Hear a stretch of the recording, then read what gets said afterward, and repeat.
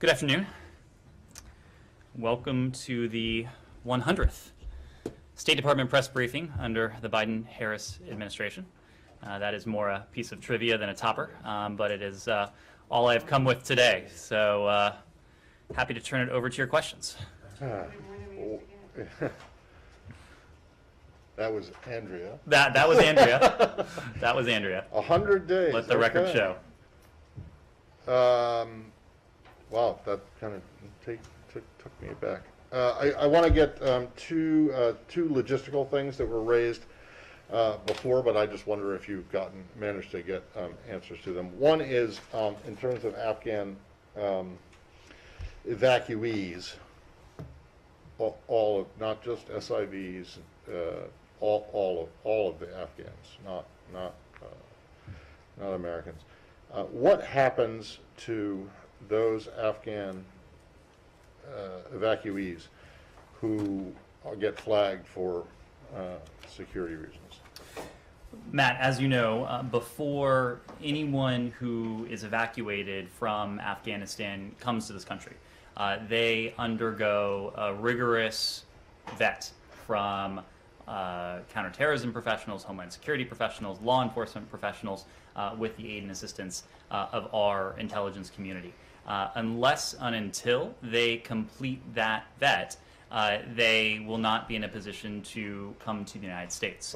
But that's not my question. When it comes to individuals who are still undergoing that vet, over the course of our work to establish this network of countries who have agreed to partner with us in our evacuation and transit efforts, we have been in a position to ensure that we have adequate facilities for individuals who are not yet in a position to come to the United States while they undergo that vetting process. So we are doing everything we can to expedite the vetting process. In many cases, we are able to move people from a transit point in the Middle East to one in Europe to the United States in a matter of days. In some cases, the vetting process may take longer. We do have adequate solutions for those cases that are going to be handled on a case-by-case basis.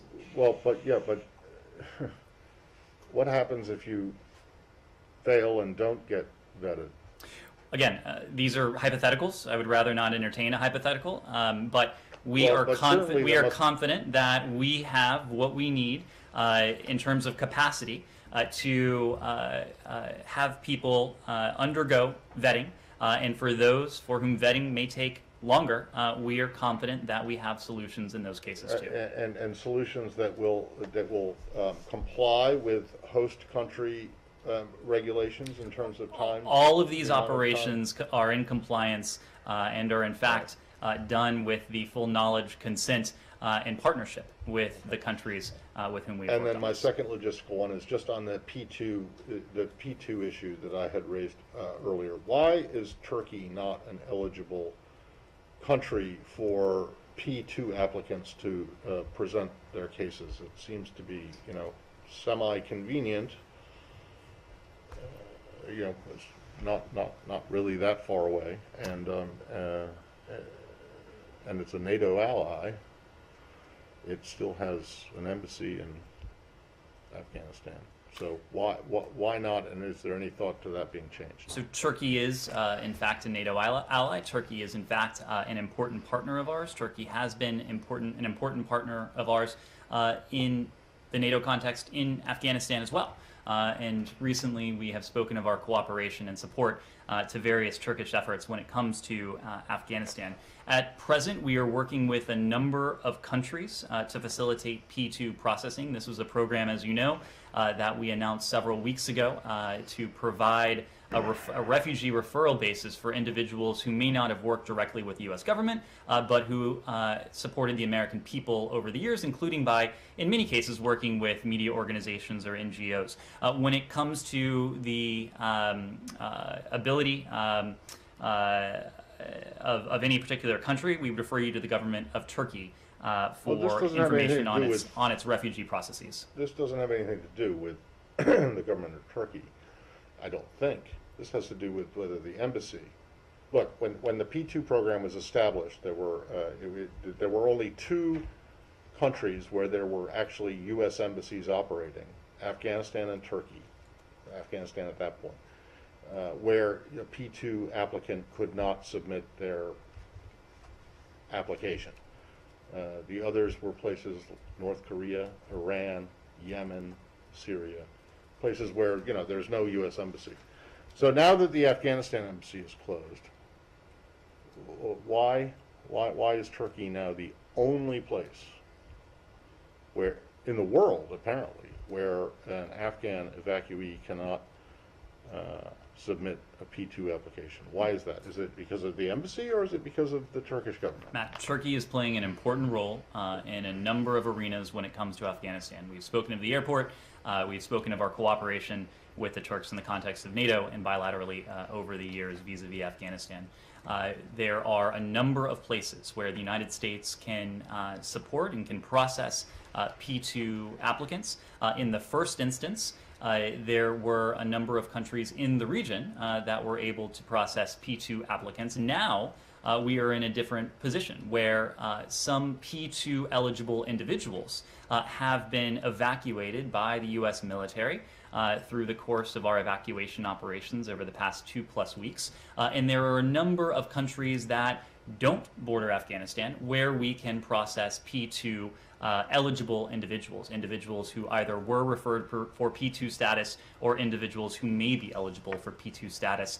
We're very fortunate to have many countries partnering with us on that when it comes to the capabilities. When it comes to the role of any particular country, we would need to refer you to that country. Well, but is it a problem with the embassy, or is it the embassy can't handle it, or is it a problem with the country? We feel that we have adequate P2 processing capacity. All right, let me ask you this then, and I'll stop after this. How many countries in the world where there are actual U.S. embassies and consulates, can a P2 applicant not submit their papers? I don't. And can you name the one that it is? I don't have a list in front of me, Matt. But what I will tell you, I think actually that you do. What I will tell you is that there are now a number of additional countries where it is feasible for P2 eligible individuals or P2 referred individuals to be processed that were not feasible just a couple of weeks ago. Is Turkey one of them? It is feasible now because of the heroic work of the U.S. military in coordination with the Department of State and coordination with our partners to bring about 125,000 individuals, including many P2 eligible and P2 referred individuals, to safety. Simon. Yeah, I'm wondering if you can give us an update on the situation for aid to Afghanistan. You've sort of talked about the conditions that there are going to be on a future Afghan government getting international recognition. So, there is no government yet, but when there is one, then they have to meet certain criteria for you to recognize them. But in the meantime, there's warnings of humanitarian crisis and calls to make sure that aid can get there, and make sure sanctions aren't getting in the way, make sure these recognition issues are not blocking aid organizations from getting in. So, at the moment, I understand bilateral aid is not going to the Afghan government, but what aid is the U.S. able to provide to Afghanistan at this moment? Are there still programs with U.S. aid funding still going on, and where do we stand in terms of being able to provide that? Sure. It's important to be very specific in a case like this.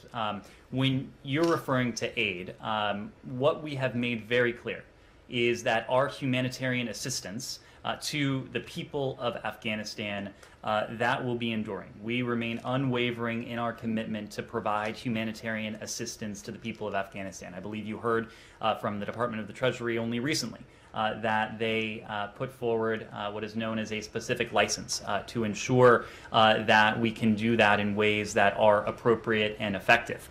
We can continue to do that precisely because some of our humanitarian partners with whom we've worked in Afghanistan, and in some cases other countries, in other countries over the years, are still present on the ground in Afghanistan. We have been in contact with these humanitarian providers. We are comfortable and confident that these providers can continue to fulfill the services that in many cases they've been doing over the course of years or longer. Now, we distinguish humanitarian assistance from bilateral aid. That, of course, or bilateral assistance, that, of course, is a very different question. And right now, what we have said over the course of the past several weeks is there is a review of our assistance to the Afghan government. Now we're in a position where there is not yet a new government formed. So in the first instance, we'll need to see government formation take place. That is a mere technicality. What is not a technicality will be the composition of that government, and I think most importantly, the behavior of that government.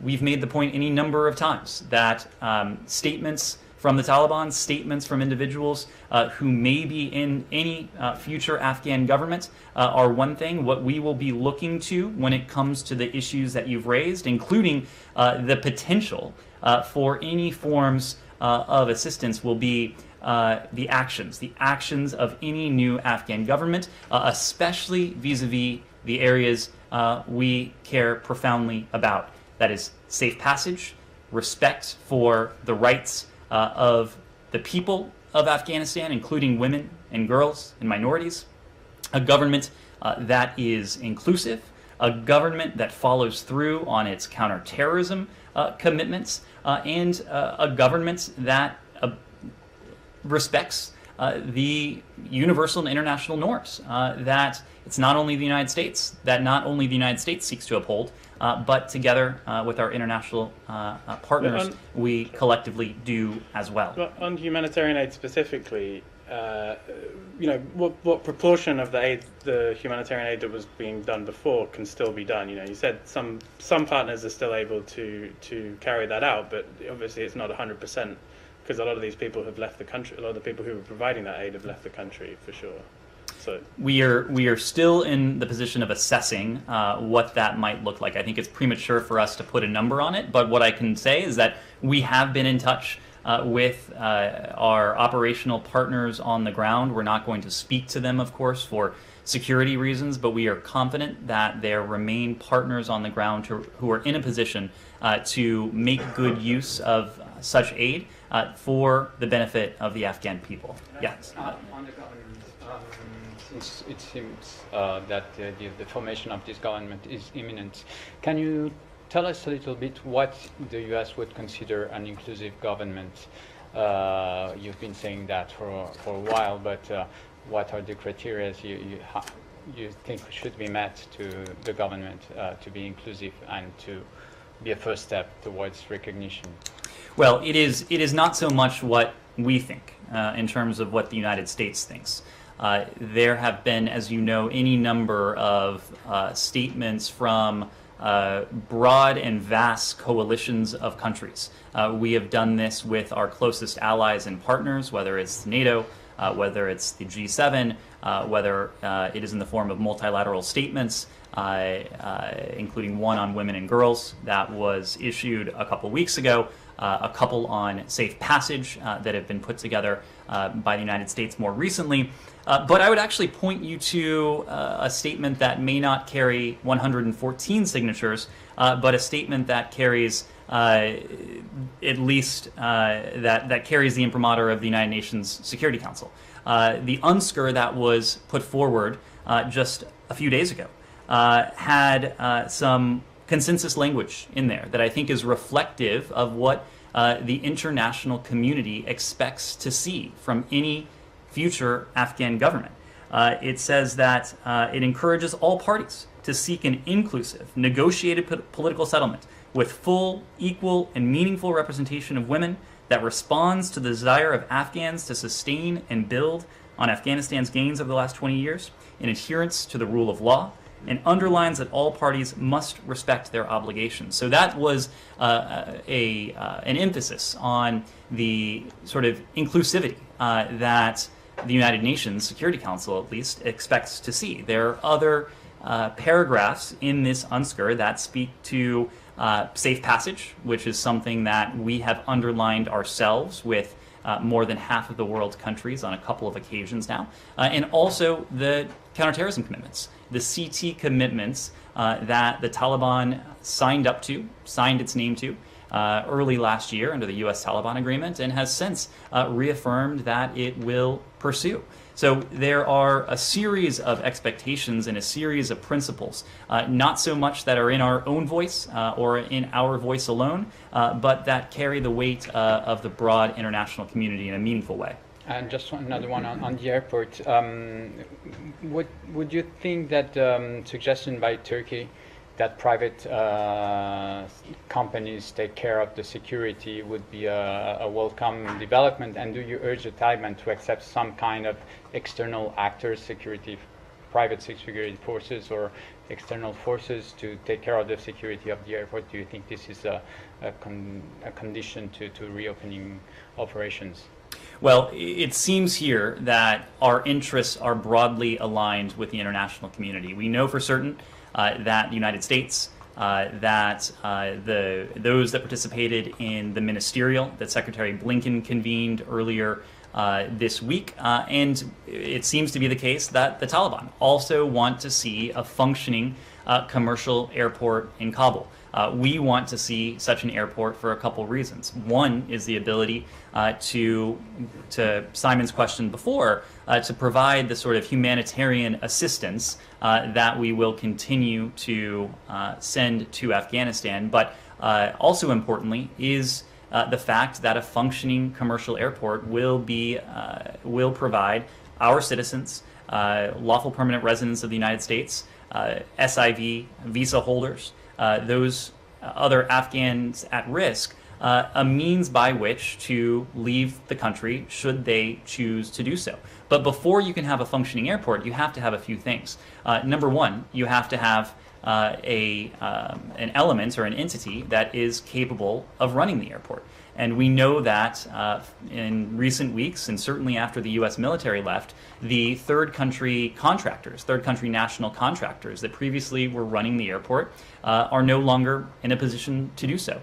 We also know that you need an airport that is not in a state of profound disrepair. And so we have supported the efforts of the Qataris and the Turks together with the private sector to assess the state of the airport. As I told you several days ago now, there was an assessment that was done before the U.S.-led evacuation concluded on August 31st.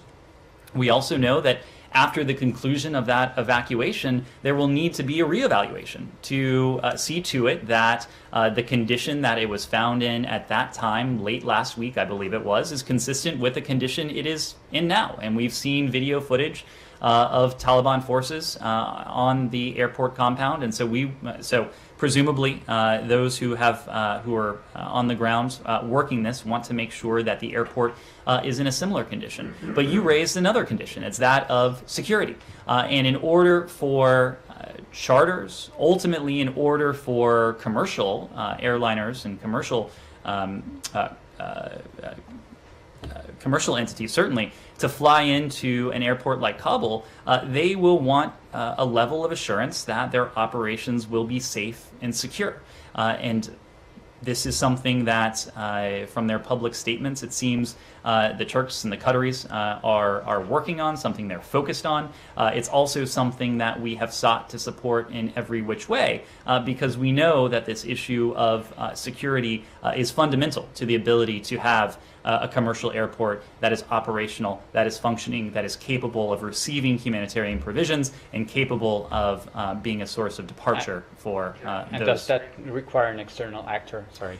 Again, it is. I wouldn't speak of it in terms of what we are requiring. This is something we have sought to support with our partners, in this case the Qataris, in this case the Turks. Obviously, they are working this very closely with the Taliban as well. Yes, Nick? Just to follow up on Matt's question, you referred to it as a hypothetical, but I would assume the State Department has a policy for what happens with those applicants whose vetting is not successful.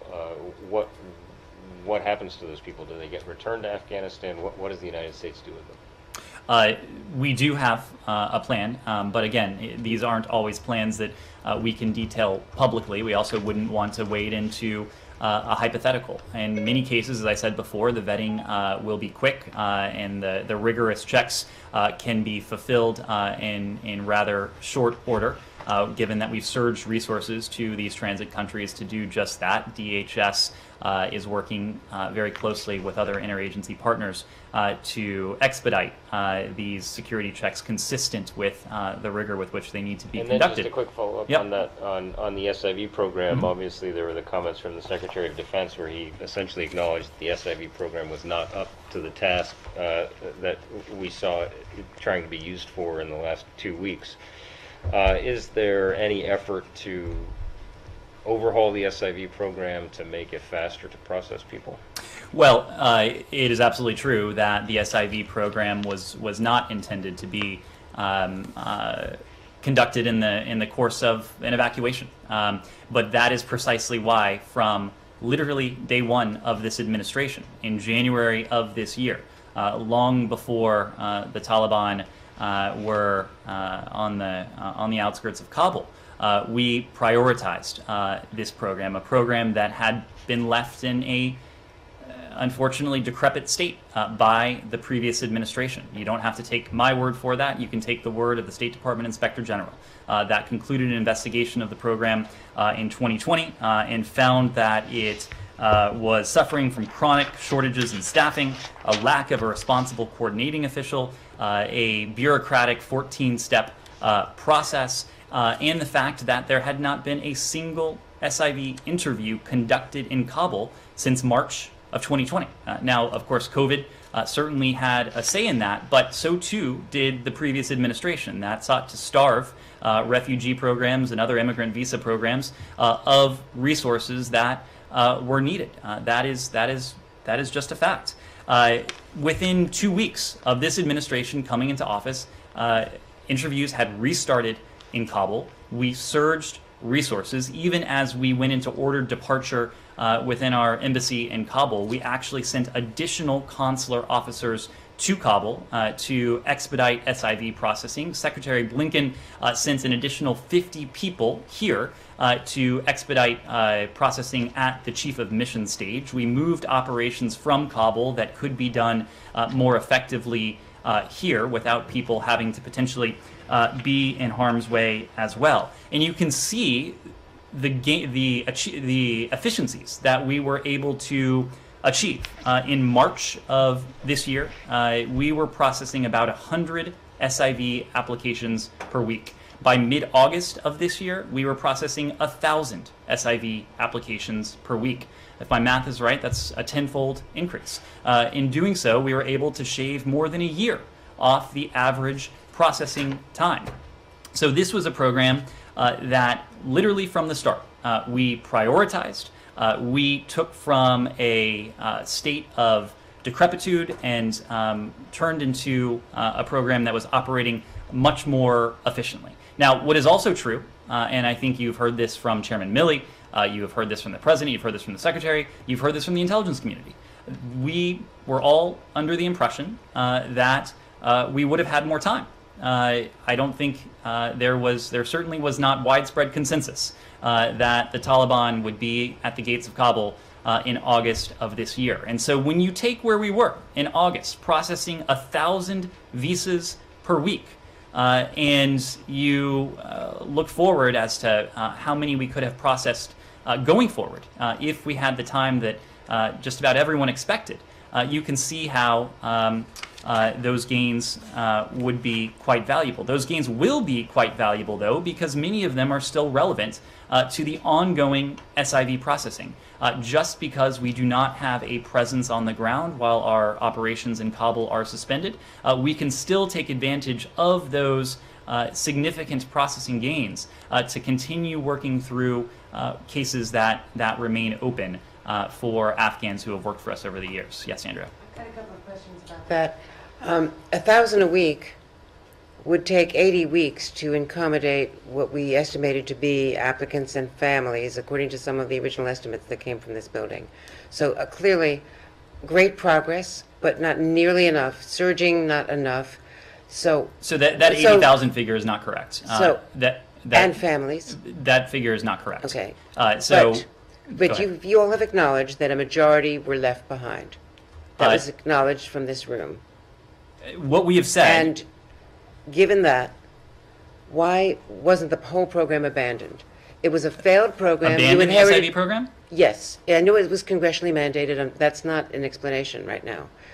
Because there's criticism from the Pentagon, there's criticism from Congress, there's plenty of after-action criticism of this building for not having properly accommodated so many thousands of people. And the fact is, that program didn't work. A broken program that you inherited, why not start over, figure out how to do it out of country, surge more people? I mean, this was an emergency that you could have foreseen because you knew that there was going to be a withdrawal. You didn't know exactly when and Kabul, but you knew there was going to be a withdrawal, and clearly it was absolutely not enough to even begin to get to this. I also had another question. How are you now getting ground truth about what's happening with the Taliban, whether they're living up to the commitments? Because we're hearing horror stories from veterans groups who are getting calls from their SIV translators, the people who are stuck there, and people are dying while we are waiting to get them accommodated. So to your first question, why didn't we abandon the SIV program? I would take that in a couple different ways. Number one, the commitment that successive administrations have had to those who have stood with us, those who have worked with us. This is something that President Biden, something that Secretary Blinken... replace it with something better. But there seems to be a tension in your question. Because if time is of the essence, which of course we know now it was, I don't foresee a possibility that we could have abandoned an entire program and started one from scratch and expected to have achieved better results than we did. I think speaking to the results that we achieved, again, we went from a program that, as you said, was decrepit, as you said, was starved of resources, as the State Inspector General said, was starved of resources. Deliberately so. Deliberately so. We took that from 100 visas per week to 800 visas per week, now to 1,000 visas per week. Now, we were not content to stop there. Of course, the efficiencies that we had achieved, we hope to have continued to build on. And right now, we will continue to take advantage of those efficiencies to process SIVs who remain in the pipeline. But it is not accurate. There have been lots of numbers thrown around. The 80,000 figure is not an accurate figure. When it comes to the number of SIVs who we were able to evacuate, I know there's been intense focus on this. Again, we are determined to give you numbers that are both timely but also accurate. And so what we can tell you right now, the best data we have is from the processing that DHS is doing of arrivals who were here in this country. And right now, as of yesterday, there were just over 31,000 individuals who had arrived from Afghanistan. These are individuals who are in this country that we can see for ourselves and therefore have the best sense of. About 14% of those are U.S. citizens. 9% of those are lawful permanent residents. 77% of those are Afghans at risk. And so it's within that broad category of Afghans at risk that SIV holders and SIV applicants would fall into. But I'll make an additional point here. We've said that there were approximately 5,500 American citizens who were evacuated safely on U.S. military flights. Another 500 made their way out of the country via other means. Those numbers are likely to continue to increase. But the number I gave you here was 14% of 31,000, which is 4,446. So that is the vast majority of American citizens. And I make that point because these initial figures probably overcount American citizens because they were our first priority. They are our first priority. They were on some of the first flights out. We suspect that as we receive more individuals who were evacuated here in this country, and as that number grows from 31,000 to tens of thousands more, we will find that this category of at-risk Afghans, which again now is at 77% of this total, will also grow in time.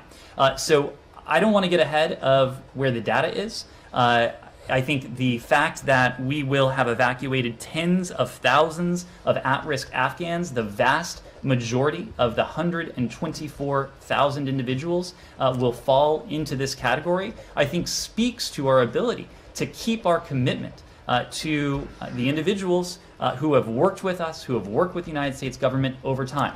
The other point, and the final point I'll make on this, is that that commitment didn't end on August 31st. It didn't end yesterday. It will continue into the future. How are you going to live up to it? We will continue to process individuals. We are looking at all possible options that we can use to continue to process individuals and, as necessary, to provide them with documentation if they lack it. Again, the President has spoken of our commitment to bring as many of these individuals who wish to leave Afghanistan to safety. That is not something that we take lightly, and it's not something, and the SIV program was not something that this President took lightly from day one as well. Michelle. And the Taliban question? The numbers that you just gave are the same ones. Same ones from yesterday, that's right. And the There's no Taliban change. question? I don't have an update for today. The question about judging the Taliban's, whether they're living up to their promises. So there are any number of ways we have, a number of sources of information that we have that will give us a rather clear picture of the Taliban's behavior. We have partners on the ground. There are other countries, and we've spoken of a couple of them, who retain a presence on the ground.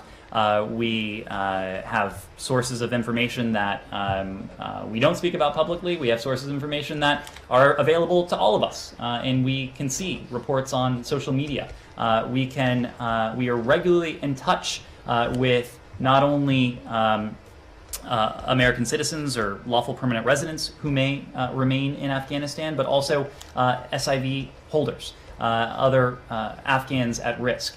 So we will use all sources of information available to us to determine whether and how the Taliban is living up to its commitments going forward. Michelle. Yeah, I wanted to ask about another group of people that were a priority. I think early on in this, it was the U.S.-funded journalists, Radio Free Europe, Radio Liberty, Voice of America. What are you telling them today? What should they be doing? We are everyone to whom we have a commitment, and certainly the men and women of USAGM, Radio Free Europe, Radio Liberty, we have a commitment to them. We did everything we could to prioritize their departure in the first instance on a U.S. military plane when that was no longer possible or looked improbable on charter flights. The fact is that we were working on their safe evacuation just as the attack struck the airport perimeter.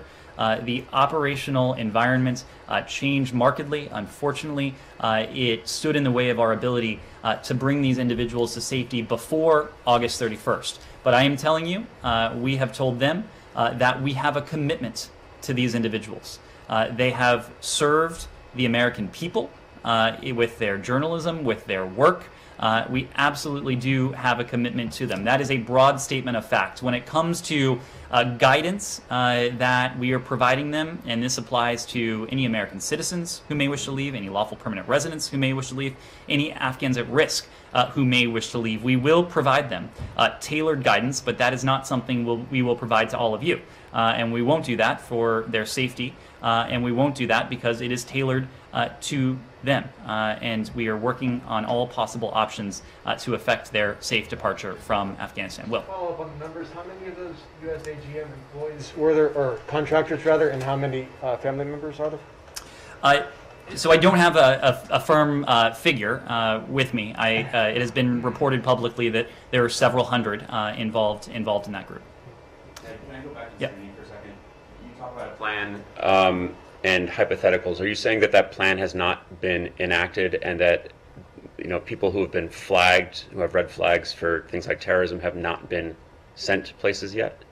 What I'm saying is that in most cases, the vetting process is efficient because, again, we've surged resources, and in many cases, we've been able to move people from the Middle East to Europe and, as appropriate, to the United States in the course of days. In cases where that vetting may take longer, we do have options available to us to ensure that only those individuals who have cleared this rigorous security vetting are able to enter the United States. But I'm just not in a position to detail. Can I, sorry, just on children. To what extent have you found that children have been separated from their parents or traveling by themselves? Can you put any sort of figure on it, both outside the United States and those who arrive here? Sure. What I can say is that there are very few Afghan children currently arriving to the United States who are not accompanied by an adult known to them. As soon as a minor child is identified as being without any trusted adult, we immediately begin working to reunite these identified minors with their families and with their loved ones. Overseas, unaccompanied minors are referred to international organizations to assess their best interests and to promote family reunification when that's possible. Once they arrive to the continental United States, normal protocols for unaccompanied children apply. And in those cases, CBP or another federal agency refers them to the Office of Refugee Resettlement at HHS, and HHS then works to find extended family or other appropriate sponsors to care for the child using established sponsor assessment procedures. Unaccompanied minors not immediately unified with an appropriate caregiver are placed in culturally and age-appropriate facilities. ORR, the Office of Refugee Resettlement, has identified sites that have Dari and Pashto speakers and that are culturally appropriate, in addition to the standing resources we have for all unaccompanied minors. Sorry, can I just ask, I just want to know what the definition of it. What is an adult who is not known to them? Does that have to be a blood relative?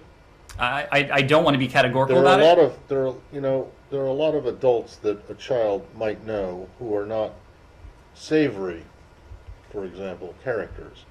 So what exactly does that mean? I think, Matt, it refers to an adult that is supposed to be the custodian of a child, that is supposed to be traveling with the child. Obviously, it's difficult for me to be categorical about this. Well, I because know, but when they show up, does it have to be an aunt, an uncle, a mother, mother, father, a brother, a cousin? The fact is that there or can it be some random person who the kid said, like a teacher? Is that possible? I mean, that is not our expectation that will be the norm. I think whose definition is it? Is it yours or is it DHS or HHS? Well, what we have said is that we refer we refer them to international organizations, organizations like UNICEF that work with us to assess the child's condition, who that child may be traveling with, to ensure that child is safely cared for. Okay, so it's up to whatever organization you designate to determine who an adult that is not known to them or is known to them who is an appropriate accompanying person? Matt, this is something that is adjudicated on a case-by-case basis. Fair enough, but I just want to know who is making that decision. Is it you guys? Is it DHS? Is it HHS? Is it UNICEF? Is it the Norwegians? So we are working closely with our partners on the ground. That includes DOD, it includes DHS, but these are judgment calls that are made in the first instance, in the first transit point. So in many cases, individuals will go to Qatar, where a first assessment would take place. When a UNICEF referral or when a referral to another NGO is merited, that's when that would take place. Yes. Ned, thanks. Can you just go back very quickly to the specific question about the incoming Taliban government, because I think it is imminent, the announcement of this. And I know it's too early to say, whether the Biden administration will recognize that government and whatnot. But my question is, will the administration authorize the delivery of any assistance, humanitarian or otherwise, to an Afghan government or governing council that has on it individuals who are currently designated by the U.S. Treasury Department's Office of Foreign Assets Control for sanctions because of their involvement in terrorist activity? So there's a very important point here, that around the world, We have mechanisms in place to deliver humanitarian assistance through providers on the ground in a way that bypasses any government or de facto government entity.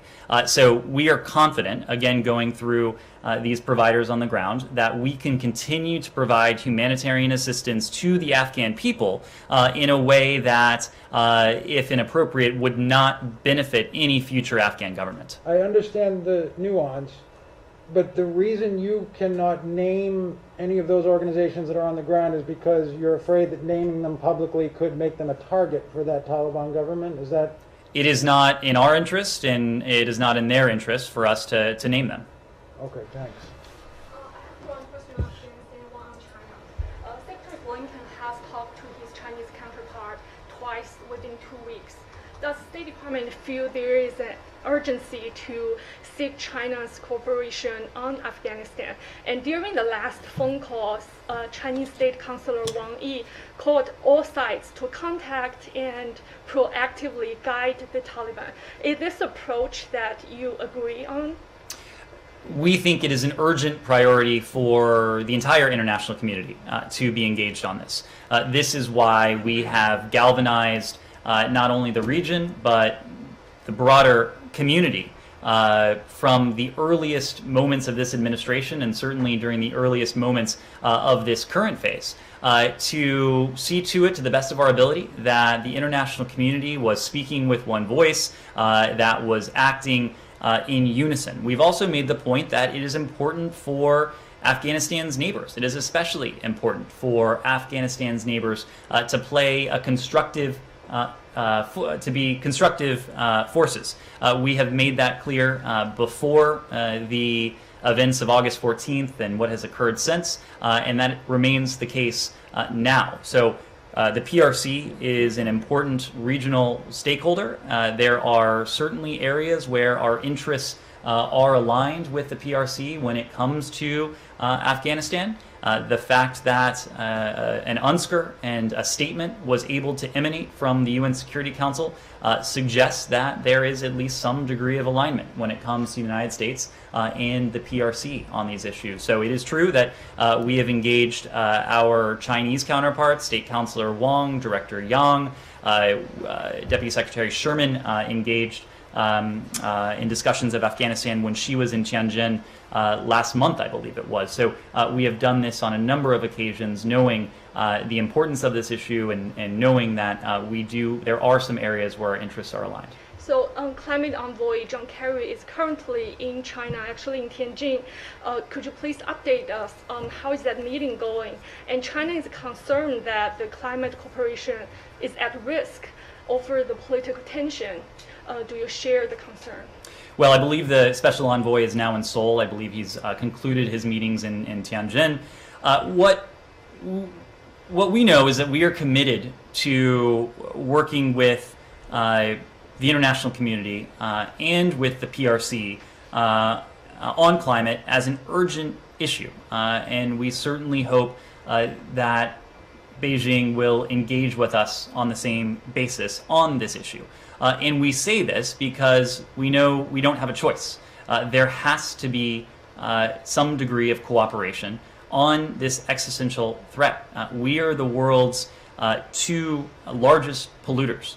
If we are not able to find a way to cooperate, to work together, to achieve greater climate ambitions, it's not only to our mutual detriment, it is to the broader detriment of the international community. Without significant additional action by the PRC, whose emissions represent almost 30% of that global number, we will be in a much more difficult spot. That is precisely why earlier this year at the climate summit that President Biden convened, he announced an ambitious climate target for the United States as well. The world needs us to cooperate together on issues like climate. We think there is certainly space for cooperation. We've been able to do it before, and we hope the PRC is able and willing to continue that cooperation. And just lastly, the White House has indicated that this administration actually is looking forward to engage China at the highest level. like the upcoming G20. Is this still the diplomatic effort that you are pursuing? We have said that we will engage the PRC when it is in our interest to do so. Climate is manifestly one of those areas where it is in our interest to do so. But it is a relationship that you've heard us say before is multifaceted. It is one that is dominated by competition. And we intend and our policy towards the PRC is predicated on this idea of competition. And that's why you've heard us in the first instance talk about the investments we're making here at home when it comes to our own economy, our own workforce, our own infrastructure, our own R&D, our own technological capabilities. It is also why we have worked concertedly, arm in arm, with our partners and allies around the world. The first international travel Secretary Blinken took was to the Indo-Pacific, where we met with two of our important treaty allies there. It is also a relationship that is characterized in some areas by adversity and with an adversarial approach. And we all know what those areas are. And then, of course, where there are areas where it's in our interests, where it's in the interests of the United States to cooperate with the PRC, we will seek to do that as well. And climate is a good example of that. Yes? Thank you. So Germany today called on the European Union to enable a coalition to rapidly deploy a military force. That call came after a meeting discussed the lessons from Afghanistan withdrawal. Do you have any comment on that, and do you believe that coalition and that force does affect the NATO or the relationship with the US? Well, we are aware of the EU discussions on this, and we continue to believe that a stronger, more capable Europe is in our shared interests. It's in Europe's interests, it's in our interests as well. Given the overlapping transatlantic challenges, we won't succeed without enhanced NATO-EU cooperation, and that's something that we continue to strongly support. When the democracies that make up NATO, when the democracies that make up the EU stick together, they constitute a tremendous force for a stable and open international order. That is even more the case when the United States is working hand in hand with NATO and the EU, who are in turn working with one another. NATO and the EU must forge stronger institutional links and leverage each institution's unique capabilities and strengths to avoid duplication and potential waste of scarce resources. When it comes to the details of this arrangement, we'd of course refer you to the EU. A quick question on Yemen. Today, Secretary Blinken spoke with his Saudi counterpart. According to the readout, says expressed the United States' strong commitment to its long-standing strategic partnership. Also, the commitment to helping Saudi Arabia defend its people and territories. Does that mean any change in the kind of support that the Saudis get from the U.S., or is it the same? And if it's the same, how do you support them? Well, as you know, the Saudis recently endured another attack from Houthi militants in Yemen. This one was on August 30th when the Houthis struck against a civilian airport in Abha, wounding 8 civilians and damaging a commercial airliner. The fact is that our partner, the Kingdom of Saudi Arabia, does face a threat from Yemen. We are standing with our partner. We obviously have robust security and counterterrorism cooperation. And if there are any changes we have to announce, we will. Connor.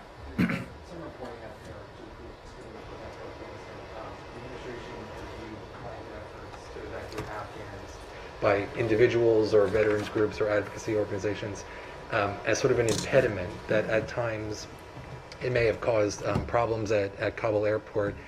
Can you speak to that? Is that the case? Well, I think you have to speak about this looking back and looking forward. There's been a lot of misreporting out there on the issue of charters. The fact is that the Secretary has said the Department is prepared to help U.S. citizens, lawful permanent residents, and at-risk Afghans, those Afghans to whom we have a special commitment, depart the country if they so choose. we have said that we are looking at all possible options to assist these priority groups to depart the country, again, if they so choose to do that.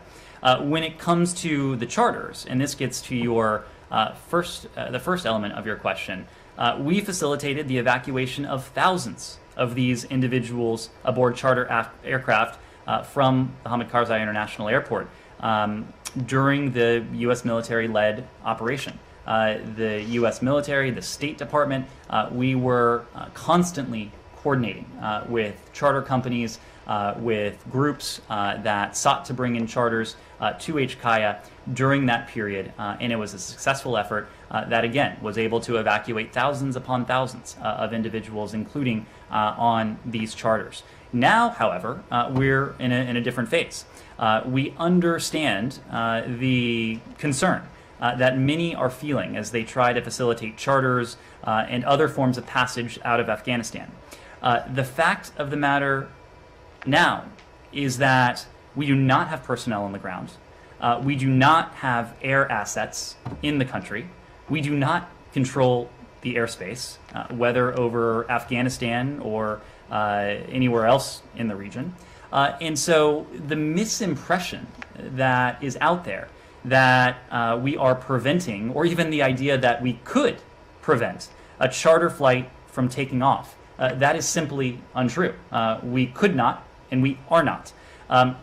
What we are doing is we are expediting and providing all support and documentation within the department's authority to facilitate landings in third countries. But again, this is not something we control. This is not in our hands. And so given these constraints, I also want to mention the fact that there are added complexities because we don't have a reliable means to confirm the basic details of charter flights, including who may be organizing them, the number of American citizens or other priority individuals on board, the accuracy of the rest of the manifest, where they plan to land. There are a whole host of issues that, again, are just outside of our control. There's also the issue of where these flights would go. And we know that ISIS-K, as we have seen of late, has a keen interest in attacks and a keen interest in attacks against aviation targets. And so if these charters are seeking to go to a U.S. military installation, for example, we have to weigh not only the threat to those who may be on board, especially if they're American citizens, LPRs, other Afghans to whom we have a special commitment, but also to the safety and security of State Department personnel, U.S. military personnel, Department of Homeland Security personnel, other U.S. personnel on U.S. military installations. These are among the risks that the Department of Defense, the Department of State, and the host government, which of course has an important say in all this, must consider. So there are a range of factors to consider, but the idea that we are preventing charters or could prevent a charter is simply untrue. In fact, we are doing all we can to facilitate where we can. Can I just follow up on the first part of that question? Just so to go back to the evacuation operations themselves, though, did you view their role at any point in time as an impediment? Is someone reporting this? Again, this would be a question better posed to DoD because the air traffic control operations. Not just the air traffic control, but getting people through the gates, getting them into the airport. What we said, and we tried to be very clear in our messaging here, is that what we tried to prevent was large groups of people, uncoordinated groups, coming to the gates of the airport. And unfortunately, we all saw the peril associated with that several days ago. So certainly we welcome the efforts of non-governmental organizations, of advocacy groups, of those who were just like us, just like our partners on the ground, seeking to facilitate the safe evacuation of their citizens, of their partners. We welcome that. What we discouraged were large, uncoordinated movements to the airport that in fact posed a severe, profound danger to the safety and security of the very people these groups were seeking to evacuate. Can I just ask another follow-up then on the second part of your first answer? So what is your recommendation now then? Given all the complexities that you laid out, are you advising these groups to not try to carry out missions of some kind to evacuate folks? And I will tell you this as someone who was on a call as recently as 12:30 a.m. last night and 1 a.m. This morning. We are advising groups on a case-by-case basis. We are advising them to ensure that they know what we're in a position to do, what we're not in a position to do, the risks that are associated with this, and where it is possible for us to help facilitate, where it is appropriate for us to help facilitate. That is something we stand ready to do. Andrea. Can I follow up on people who are not on your priority list? There is a group of more than 100 journalists, many supported by U.S. grants, Afghan journalists who were not P1s or P2s because they were not working for American companies, but they were doing what we encouraged them to do, which is to start working in television, in print, in radio, and social media in Afghanistan. They were vetted by a number of women's groups that you know very well. They never got to the gates because they never got approval because they were never priority. We had planes ready to take them out. They're still stranded there. What do people in that category who aren't on the U.S. priority do? So, Andrea, there are going to be a number of Afghans at risk. People who may not fall into the SIV category, people who may not necessarily fall into the P1 category, but people who may be eligible for P2 referral, for example, or other categories. Well, if they didn't work for American companies, how are they P2 so eligible? P2 eligible, you can work for an NGO, you can work for an American media company, you can be an affiliate.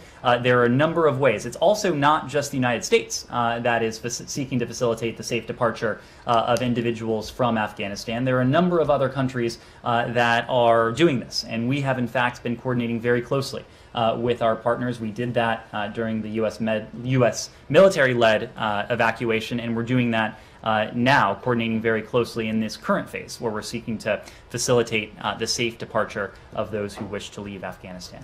Thank you all very much.